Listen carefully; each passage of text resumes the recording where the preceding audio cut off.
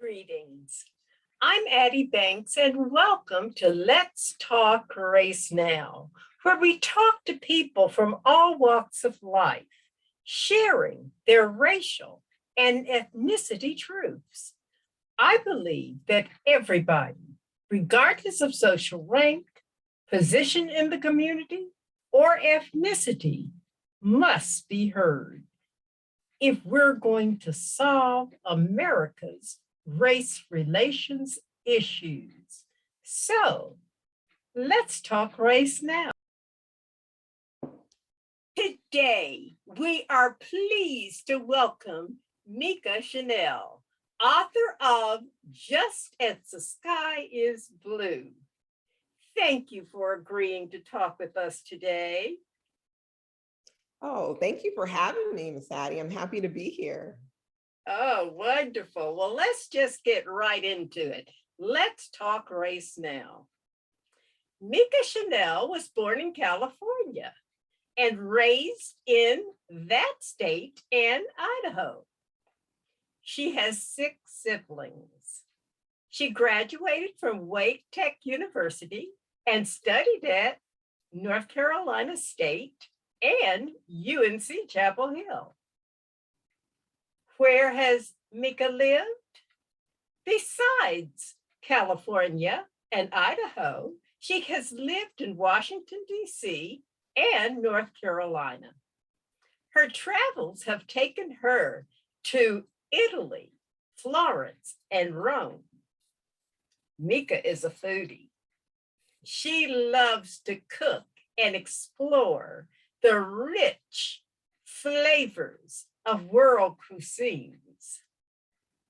It's wonderful when family takes an interest in your goals and become a partner. Mika's daughter designed the cover of As the Sky is Blue. Again, welcome, Mika. Thank you, Miss Addie. Thank you for having me. I'm excited to talk to you about the various topics that you have your hand just in. And I think it's so important that we have these discussions honestly. So I want to say thank you for doing what you do, because it's so important, especially in today's age of everything that's going on. Everyone has a perspective, and that's what this show is about. I want to hear every voice, especially the ones that don't agree with me. So let's jump right in. Again, I say welcome, and tell us about your familiars. Those are the things that you grew up with, the things that were part of your world growing up, that world that makes you smile when you think about what are the familiars that you embrace? Wow, that's a very unique term that I haven't heard. Like, I don't think ever you're familiars, but when you get to the root of it, I assume that you're just talking about things that help you become who you are and just, impact your life on a day-to-day basis and how you became who you are. So I would just say probably prayer, definitely, is one of the main things I'm very much reliant on and familiar with. And also speaking up, being honest and direct, and just being sure you're authentic and presenting yourself and letting people know where you stand, and I guess the main thing is just being comfortable in your own skin. Because, everyone is usually about, pleasing someone. I think, that was a lot of, probably just growing up, and then you hit maturity and you're just like, I just don't care about that anymore. I am just going to do what I need to do to focus on my life. And I guess the main thing that is familiar for me and my family is just keeping God first. Thank you. Introduce us to the little girl, Mika. Okay. You're talking about me when I was a little girl, or? Yes. Give us a few 2 minutes rundown on what was your life like? Yes. Well, I was very, as a writer, very imaginative. So I definitely gave my parents a run for their money in creating lots of different stories that they can still recall all these years later. But I was always one to, I think, just wanted to just live free and not have any boundaries on me per se growing up. But then, my mom, she's a heavy disciplinarian. So she was all no games at all. So just imagine that dynamic, right? Me who wants to have lots of fun and she's just like, no, not happening. I think she thought she was like in the Black Panthers, actually, even though she wasn't Miss Addie, she just carried that whole attitude. So little Mika growing up had to learn to navigate that and still embrace who I became today. So it just, it's a life lesson. We called it a boot camp growing up with my mom. It's like the boot camp. If you got out, you survived. Well, I haven't quite heard that description of childhood. But actually, yes, that is our survival uh, upbringing. That, as you say, if you can survive that, you can survive whatever is out there. Exactly. Tell me Exactly. about going to school. Well, just going to school, was raised in Idaho. So if you can imagine the lack of diversity initially, but they had a military base there also. So that's where the actual diversity came in. But it was still very different from growing up in California. So when you went to school, the teachers, it's probably 200 students, and there was just like one teacher who looked like me, without the whole thing. So that was different, but it wasn't like mainly focused on in Idaho, I guess you could say. But there were some students who, didn't embrace, I guess, the diversity as much. But it was just, I never looked back on, thinking how they perceived it. I was just keeping it moving. But looking back, I do recognize there were some scenarios where, race definitely was a factor. How old were you when you moved to Idaho? I was probably about 9. And so I spent the majority of my life there. Growing up is where I graduated from for high But you school. got an early orientation in Yeah. California. Are your Yes. relatives there? Yeah. Yes. The majority of my family is in California. And my mom, she's still holding it down in Idaho, Miss Addie. So we just let her be. She wouldn't have it any other way. Exactly. Well, tell me, who were the influencers, the people, the institutions that were Okay. influential in your childhood? Okay. So the people, I can definitely let you know who those were. My grandma, she was wonderful, very prayerful. She's still living. She's 91, 91 years old. Praise the Lord. And then my dad, he was also influential because, he just kept the household together. And as my mom said, he was a protector and a provider. So looking back, that's really crucial. And also my mom, yeah, now that I had years to reflect on the boot camp, it's just like going into the army, you come out, you're all beat up, and then you're like, oh, I did it. So Survivor. yeah, so I think those are the 3 main people. And then the institutions, it's hard for me to say because I was not particularly allowed to be a part of any institutions growing up because my mom was just not having that. She was just like, you don't need to be a part of that. You are in with the Lord. And so what else do you need? And so so that's that dynamic. But I don't have any institutions unless there's other ones that, you rattle off. I'll be like, oh yeah, but I can't think of anyone in particular. Well, that's fine. Do you mind sharing the denomination you were raised in? Oh, sure, absolutely. As my mother would say, there is no denomination. We're all part of the body of Christ. We're all a child of God. And so that is what it was. I mean, I had never affiliated with anything because even when I thought I would want to, right? You're like, oh, my friend's a Baptist, so it's a Pentecostal, this and that. And I go to my mom, well, what are we? And she's be like, you're just a child of God. That's what you put down on the paper. And I was like, okay. Yes, yes, ma'am. Thank you so much. I think we've gotten a really good look at your familiars. My next question you have already alluded to is what did people tend to point you? What direction was the adults determined for you to go in? Right.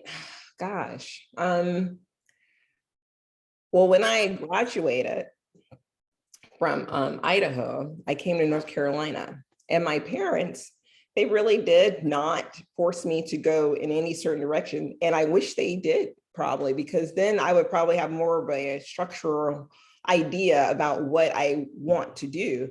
But in the boot camp, once you turn 18, you had to leave. So that is what happened. And I came out to North Carolina and I got connected into the hospitality industry. And then I went to school just to figure out, like, what do I do? Because at least my dad was just like, you need to go get an education, no matter what you do that. So I guess education was very important. And that was a measurement that, at least for my dad, was, crucial to have. You just could not do anything, even though they didn't say what I should be. They were like, you need to go to school and you figure it out. Good luck. So that's what I did. Well, you know what? That's better than the people who feel pressured that Mhm. I didn't get a chance to make a decision because everybody knows this is where I had to go. Right. I bet people feel the reverse, because I feel the reverse. Like, I wish they would have just told me, but the people, you're right, the people that had that forced on them, they didn't want it. So it all worked out, right?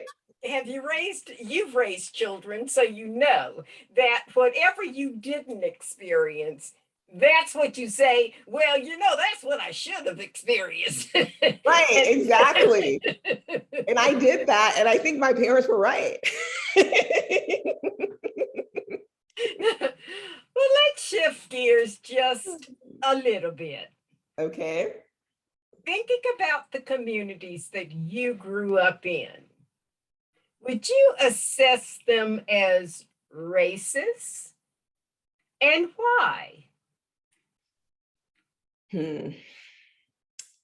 I have to be honest. The only time I remember experiencing racism was when we lived in DC, and I was very young. And my dad's in the military, and I think these, like, I don't know, white people, I don't know, but they didn't want us in the neighborhood, even though it was like base housing and things. And they put newspaper on our front door. If you can imagine, they just taped up the whole front door and just covered it with newspaper. They did that like all around the house.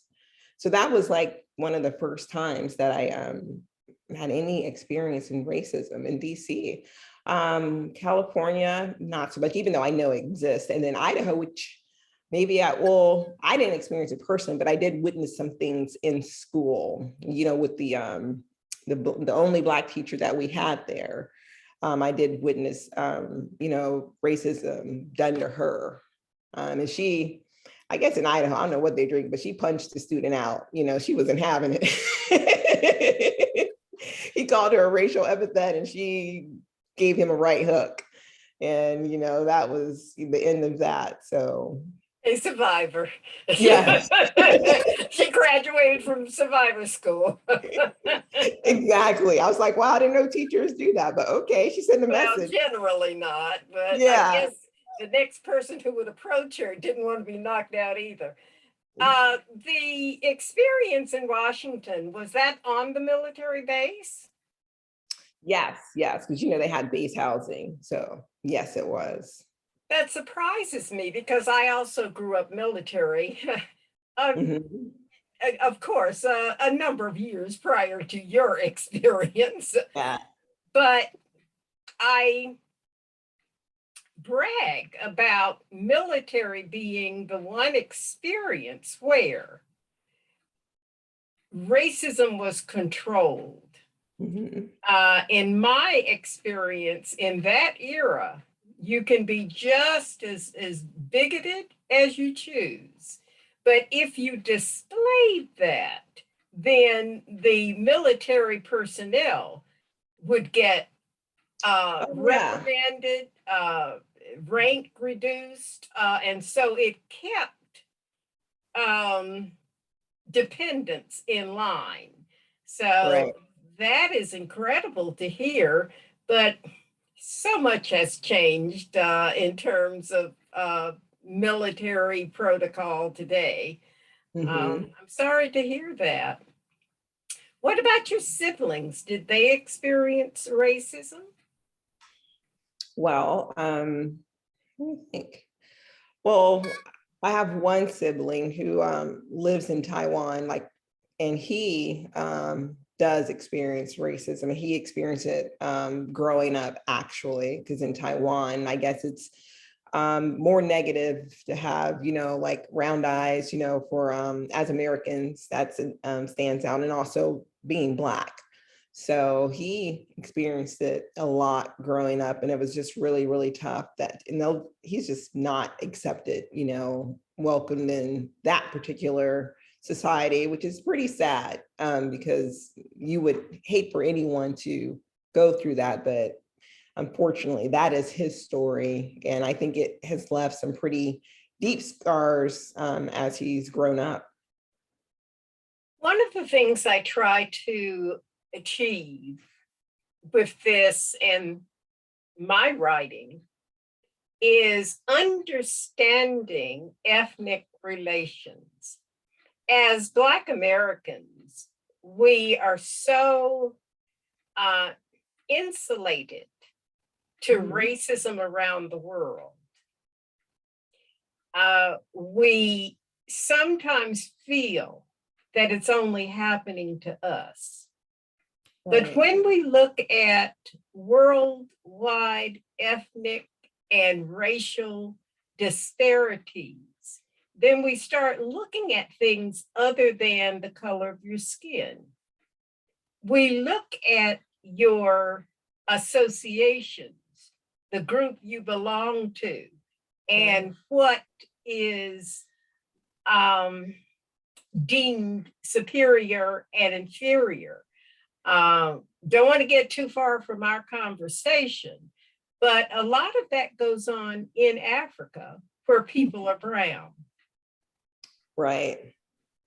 And so it's an opportunity to learn about if we just open our world view up a little bit.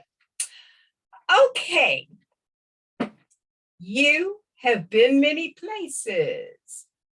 Tell me about your acceptance in Italy. Oh, Miss Addie, if I could buy a house in Florence, I would do it in a heartbeat. It's just so beautiful, and the food is exceptional because I'm a foodie. Yes. But everyone walked, where they were going. I hardly saw, they have cars, but the majority of the places you were going, you're walking. So you're eating all the food and you're losing all the weight at the same time.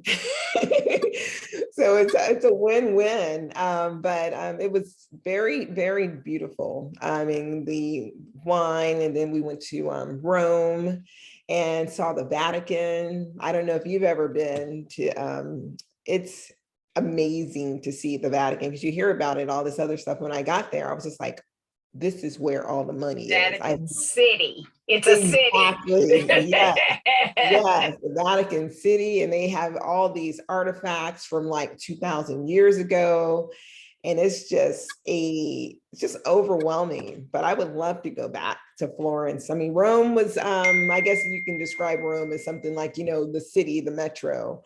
But Florence, it was the temperature was a lot like Raleigh, North Carolina. The humidity, the weather, the temperament. I mean, that was just one thing that was the same. But the people were nice. I mean, your dress, I mean, the women were always, dressed to the nines, just going out. So we would have to go shopping if we go there, Miss Addie. Absolutely. Just let me know. But it's beautiful, so beautiful. What year was that? Actually, that was 2020, right before COVID broke out. My daughter, she was over there for she went over there, she got accepted in the Italian program, study abroad. And me and my sister went over there and we left. Well, no, we were there when everything was like popping off, but it was just like, oh, something, another, disease or whatever. And then by the time we came back to the States, maybe like 2 weeks later, it was like full blown, this is pretty major. So I'm happy I got to enjoy it when I did. Exactly. All things for a reason. And the timing could not have been better, because you would have changed your mind if it was a month later. Exactly. Oh, so no ugly racial incidents in Italy. No, I mean, it's, the typical thing that happened when, European people see us, they're like, oh, Beyonce. And I'm just like, really? I'll take it. Well, if I have to. Yeah, they would say the same thing to you as well, Ms. Addie. So, but Beyonce's mama, a grandmama. Probably, but the Italian men, I heard they love, African American women. So I didn't, experience any racism in Italy. Well, I think that's why we hear so much about people going abroad or moving to Africa and saying, I don't feel colored and black like in America. So, oh yeah. 100%, 100%. I mean, America is just, it's like a different type of organism right now to say versus what's going on in the rest of the world. So really appreciate, people like yourself shining a light on such an important topic. absolutely, because everybody thinks they know a lot about it. But then we can put it, all of us can put it in a thimble. Yeah. Okay. Now, these accumulated experiences that little Mika experienced, how have they impacted adult Mika? Great question. I would say overall, because you can have things impact you differently and then you react based on whatever those scenarios are. But I would say overall, the things that bothered me, troubled me, and just really concerned me, I had to learn not to let that define who I am, what I'm doing. And that's a hard lesson to learn when you're actually, I guess, hurt by what people are doing or saying about you.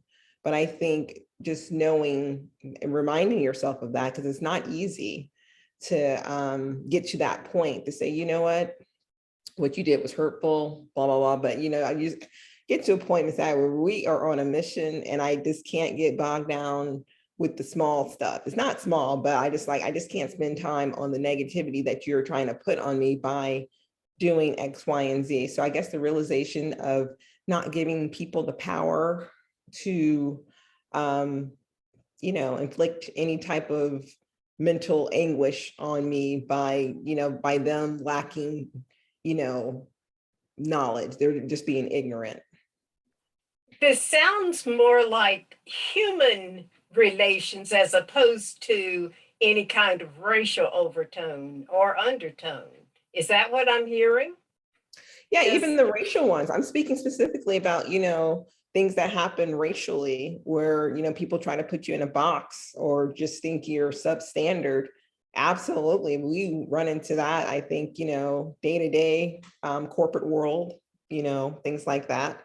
So that in itself has been a learning experience to handle, I guess, racial things that occur. I would probably say more so like living where I was and all that stuff.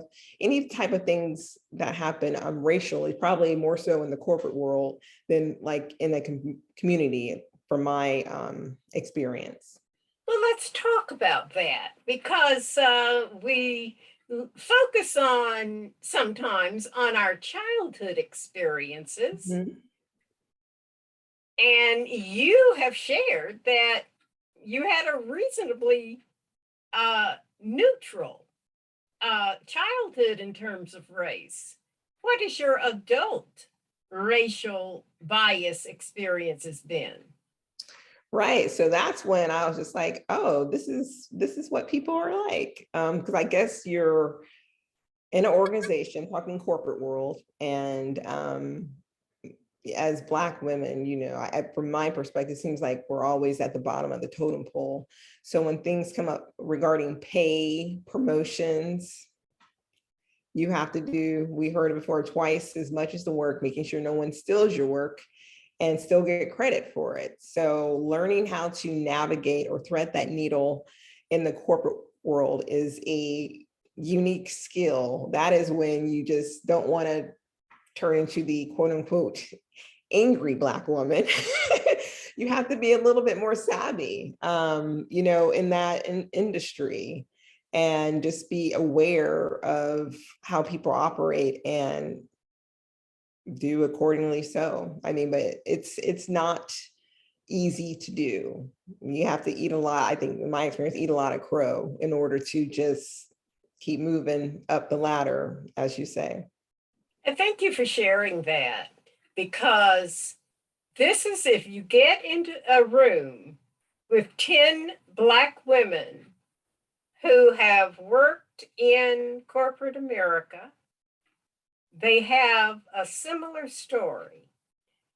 My granddaughter graduated 2 years ago from ECU, got a master's degree last year, and she's going through that very same thing right now at 25. I have kind of laughingly said Black woman training, but it is not a joke because my sister-in-law, who is nearing my age, had at before retirement left the job that she had poured so much into for those very same things that you talk about, giving and then being bypassed by someone less qualified, having that person need to be trained by her. And she Yeah. even said that they put out a memo about this woman's qualifications, and they accidentally wrote my sister-in-law's qualifications. Wow. Was that an accident? I wonder. And hearing that, a young woman like yourself, Mhm. an older woman like she, and my daughter and my granddaughter, it's something that cannot be ignored. And many of these people who are engaging in this behavior would never think that they were prejudiced. Right. They go to church. Exactly. Exactly. I mean, yeah, it's pretty sad. And I don't know what it is about Black women where they think that they could just do that, but I've seen it happen not only to myself, but to many of my colleagues. I mean, they're doing like the jobs of 3 or 4 people and still getting paid less than, you know, someone else of a different complexion. And yet, when we talk about institutional racism, there are some people who deny its existence. Um, Now, tell us about Just as the Sky is Blue. Why did you Yeah, write that? And what is that I wonderful have it. book I have about? it. There it is. Yeah, so this is a novel that's taken me like years to write. You write a little bit, get back to it. But overall, it's a story about two young girls growing up. And one has a mother who works in I guess, a prison system, and she witnesses a murder. And the whole town comes against her because they do not want her to testify about what she saw. So the story is told through her daughter's point of view, Gemini, and it's mainly a lesson for everyone to learn and know to stand up for what's right, even when it's hard to do. When the whole world's coming against you, you still have to stand up and do what's right. And so she's watching her mother learning how to do this. And it's just a sort of like a little, I don't know if it's a mystery, but it's definitely a fun, like, I guess more so young adult story about doing what's right when the whole world's coming against you. Because I think that's hard to do. I mean, I still probably struggle with that as well. But I just thought it would be an important message, especially what's going on in today's world, and having, I guess, a story that resonates with the youth, because I don't know if they receive such information on morality and their moral compass. Because I wonder what's going on. So I just thought I would write something to help guide, in that direction of doing what's right versus what's easy to do. Because the hard thing is the right thing to do many times. Everyone can take the easy way out. But the mom in the story, Geraldine, she teaches her daughter Gemini and how to just stand up and do what's right. That's exciting. I hear your mother whispering in my ear. That's right. See, we write from experiences. But yes, absolutely. Absolutely. This is exciting. I just have more questions. Is there a racial aspect to this book?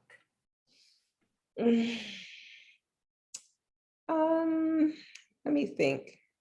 I don't think it was more so of a spiritual aspect, if that makes sense. I focus more so on that. There could be some racial overtones, but they're in there, but the spirituality aspect, that's very heavy-handed in it, but it's still a great story.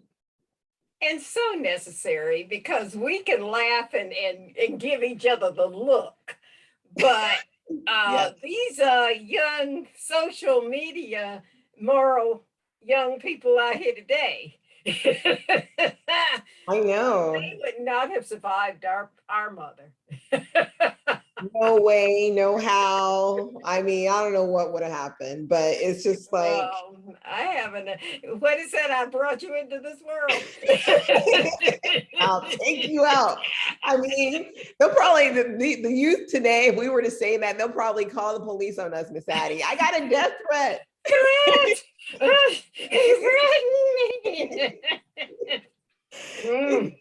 Exactly. But I enjoyed it. And I just hope, when you write, your characters become like a part of you.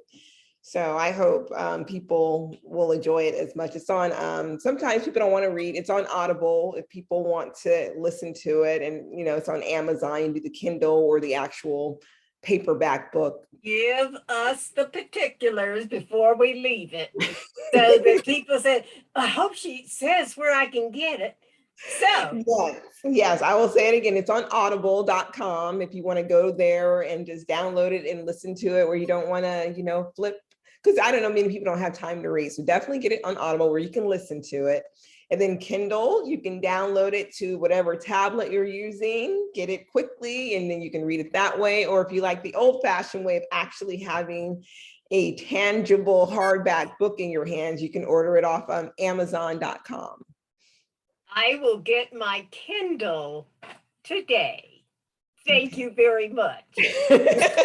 Awesome. Because Awesome. I Awesome. read myself to sleep at night. It's like after you've gone through and then you want to separate the day from the night world, Mhm. then I just lose myself in a book.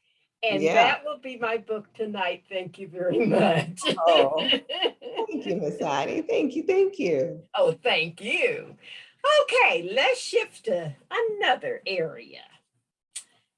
The income gap by race. Black Americans lag behind in terms of wealth, lag behind whites and other ethnic groups. Despite our history of hard work overcoming and building this country, of Mhm. building Black Wall Streets. Part of that is because wealth building is generational. Mhm. Quick question. How many Black people do you know that have benefited from significant inheritances? Absolutely none.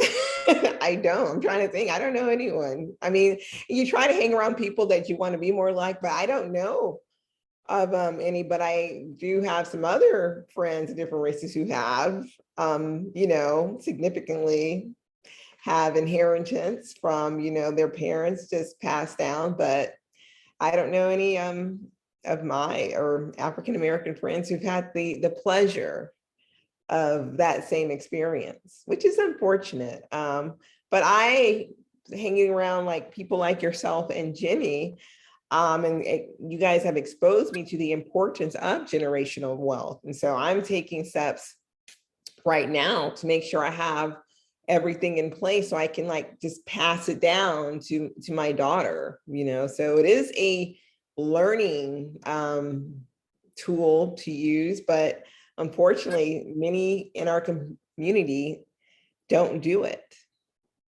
It takes discipline. Well, thank you for that. And I'm looking forward to the time when someone will answer that question positively. Yes, I know several people because they're out there.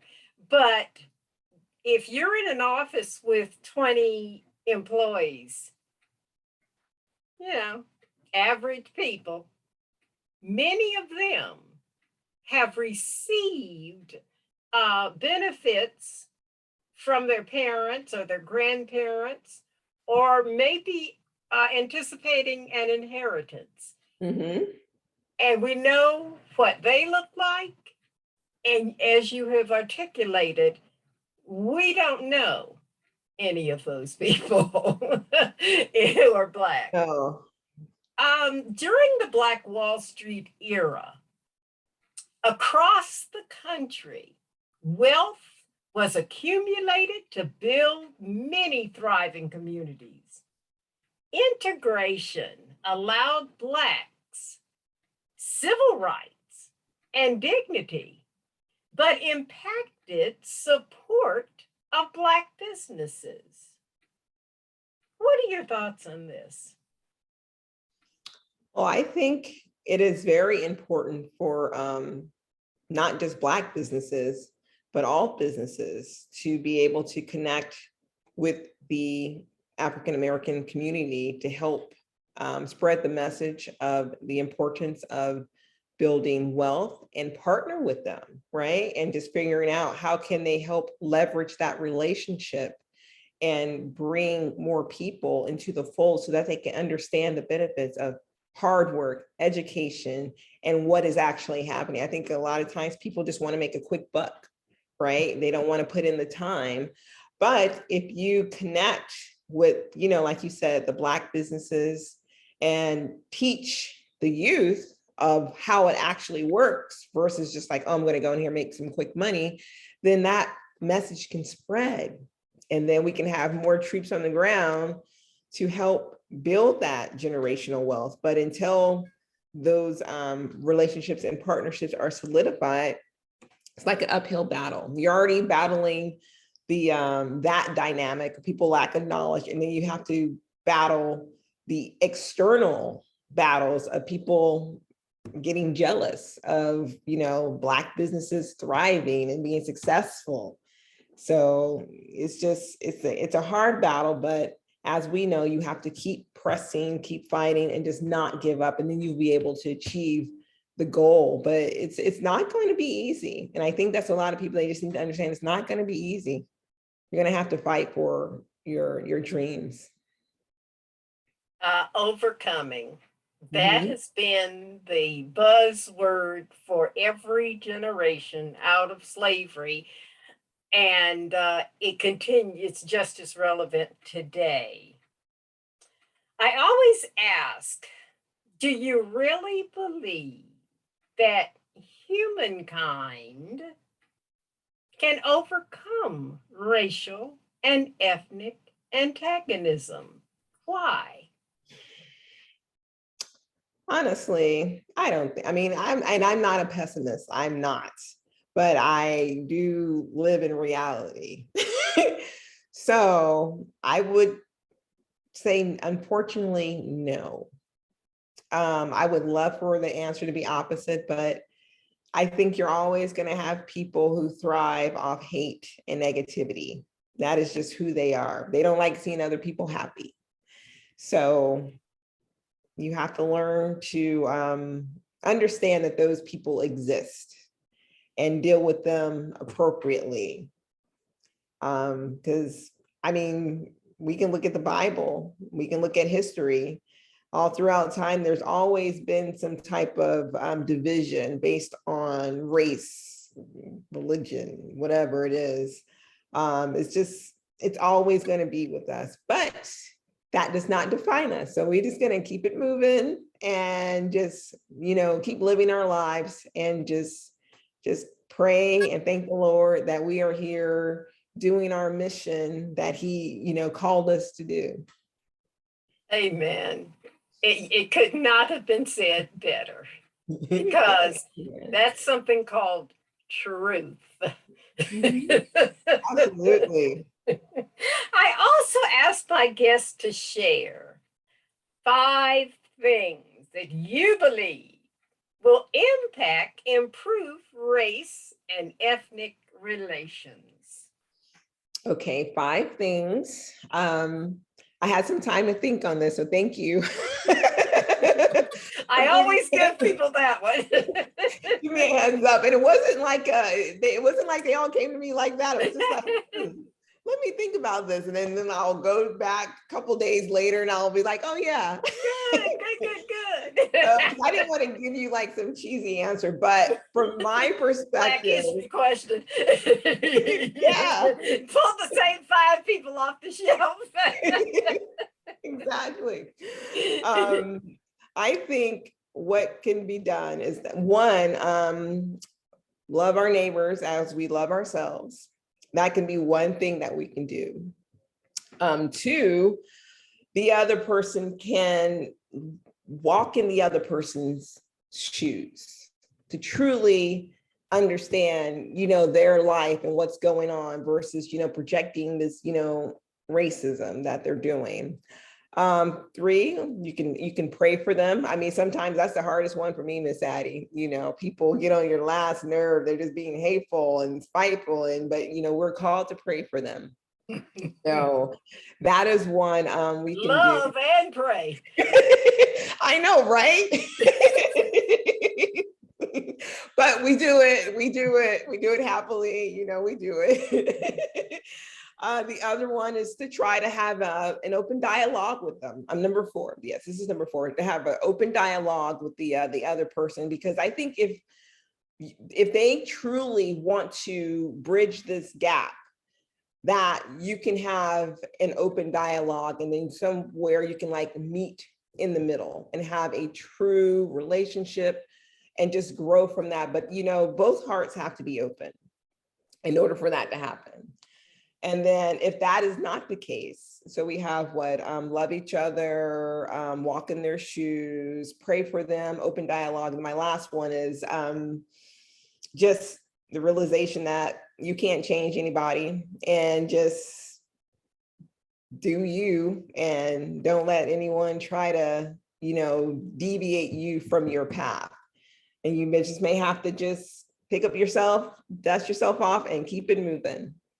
So don't let people. All of those right from scripture. Yes, So yes. you can't go wrong there. Not at all. Not at Because all. as I said earlier, who can argue with the truths? You can't, because it's still gonna be true at the end of the day. And I think that ultimately that's why we have not figured out the race and many other social problems, is that we want to define them in an untrue way. Right. They want to create their own narrative, and it's not, non-existent. But how do you navigate that? It's just like, you just what's that saying? Don't argue with a pig because he loves the mud or something. He loves you getting down in the mud with him. So you just can't do it. I mean, you want to, because it sounds fun. No, sugar and salt are both grains and white. But if you try to sweeten the Kool-Aid with the salt, it ain't gonna happen. Not gonna work. You can put it on the table in the little smiling picture and call it Kool-Aid. Yep. And the moment they taste it, they're like, what is this? This is not Kool-Aid. This is salt-aid. Exactly. Oh, before you leave us, my dear, you are involved in so many powerful things. You've got to share with us your film and musical achievements and awards. Oh, yes. I definitely will do so. I have also a short film. It's called Mahogany's Revelation. I was the screenwriter, executive producer, and I'm just, thrilled about it, right? So that also was a labor of love. I mean, that's a whole nother show, Miss Addie, to tell you how the enemy came and tried to steal. And I was just like, no, we're gonna do this. So finally happened last quarter of 2020, we're in 2020, yeah, last year actually. And we wrapped the film, and the film is it's mainly about the end times, because I love Bible prophecy. And the main character, her name is Mahogany, and it's dealing with technology called My Skin, where, you could pay for your transactions with a nice RFID tattoo, the mark of the beast. So it's a love story that is also interweaving Bible prophecy. And we recently won Best Film Short at the Christian Film Festival. So that is just like so exciting. I just can't wait to continue get the message out about that. I mean, God's moving. But so this year we are definitely doing a lot of film festivals. We've been selected for a few, and we're hoping to continue the momentum and just keep spreading the good news about the gospel. This is just like another avenue to do so, to let people know and become aware of the end times we're living in and what's happening with God's word. Because like you said, you can't argue with the truth. And the truth is that whatever was prophesied in the Bible over 2,000 years ago, it is happening today before our very eyes. So that is just like so exciting to me. I just love it. But yeah, so Mahogany's Revelation, you can go on YouTube and watch the trailer for it, and you'll be able to see the trailer. And I think there's also another little quick promo, but we're excited about it. When will it be released to the public? It should be released, I think, next year, 2023, because with the festivals, they don't want it on any platforms prior to that, because they want to debut it at festivals.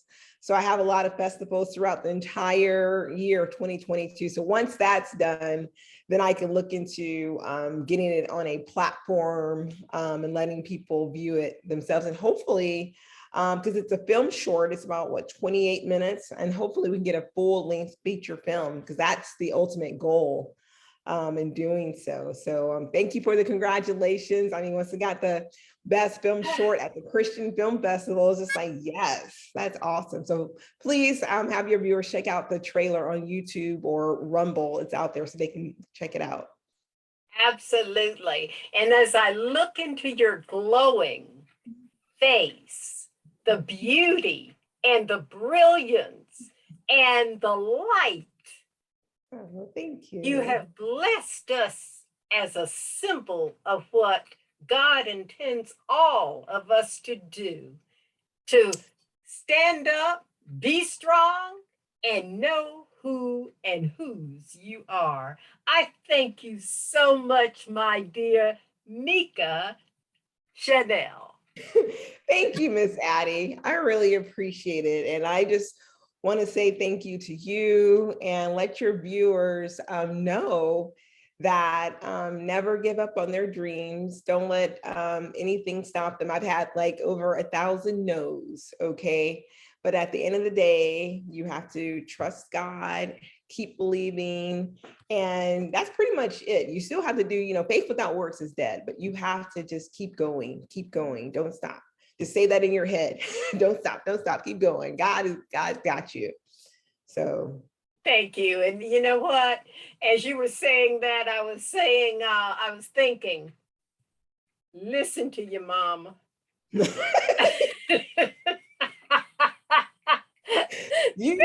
so right. Much fun. Yeah. She would love that. I mean, she's still going strong. She's still got the Black Panther Club down in Idaho. Amen and amen. Absolutely. So thank you so much for having me. Okay, and we will continue to advertise and promote whenever there's an opportunity to spread the good news. Thank you. Okay, thank you. Hey, take care. It takes a village to teach the children how to love and hate. Adult racists were groomed from childhood. What are children being taught today? You may say, not to be racist, but are they taught that one group is smarter, nicer, better than another group? We must look closer at dinner table conversations and in the car discussions, just among ourselves. You're grooming the next generation. This is Addie Banks. Learn more at letstalkracenow.com and subscribe to the Let's Talk Race Now YouTube channel.